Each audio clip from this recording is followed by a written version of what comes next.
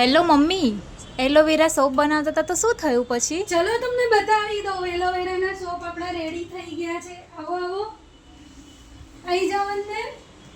આ છે આપણા એલોવેરાના સોપ રેડી થઈ ગયા છે.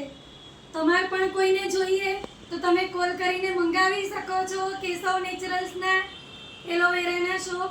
આમ તો આપણે 7 ફ્લેવરના સોપ રાખીએ છીએ. તમને બતાવી દઉં.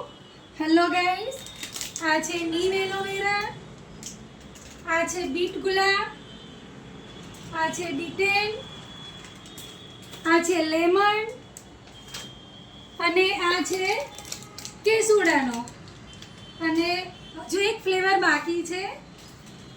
આ છે આપણો સૌથી સારામાં સારો સોપ કયો હશે?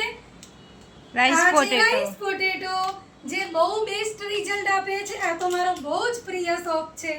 તમારે પણ કોઈને પ્રિય સોપ જોઈતો હોય તો તમે કોન્ટેક્ટ કરી શકો છો. Thank you so much.